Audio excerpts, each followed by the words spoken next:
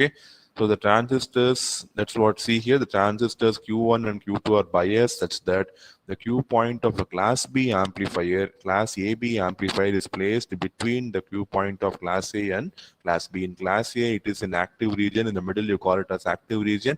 In class B, it is on the x-axis, you call it as cutoff region. So for class AB, it is going to be between class A and class B. Okay, so the transistors will conduct for more than 180 degrees, so the crossover distortion is eliminated. So I told you the transistors will conduct between 50 to 100%. 50% is 180 degrees. Okay, 50% is 180 degrees, and 100% is 360 degrees.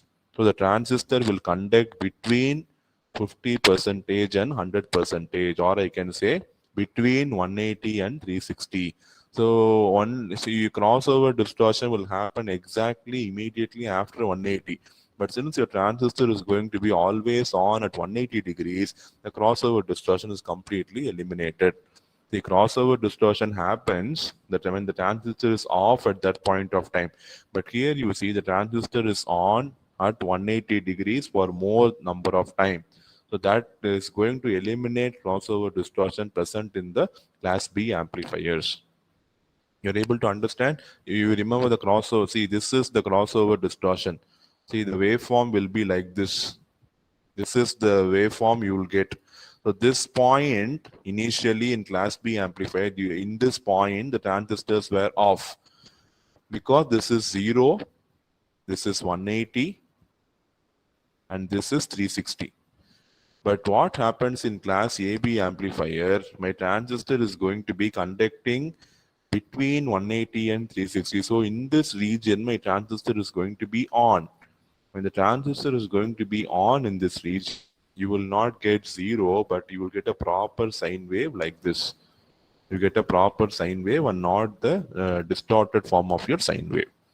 So in that way, I'm going to completely eliminate what is called as crossover distortion.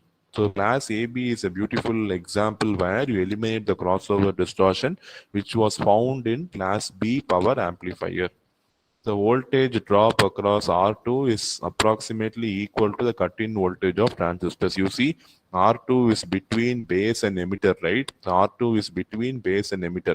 And between base and emitter, the voltage is VBE. So voltage across R2 will be approximately equal to VBE. Okay, will be approximately equal to VBE.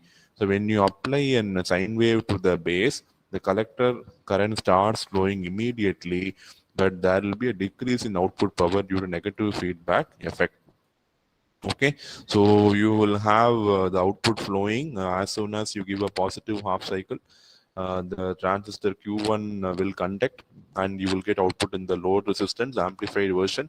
As soon as negative half cycle is presented, Q2 will conduct, and you will be having output in the RL.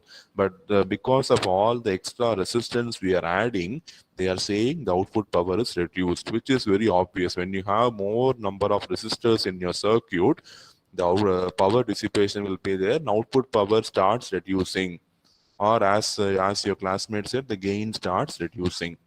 So that is because you introduce resistance R1, R2, and RE in the circuit.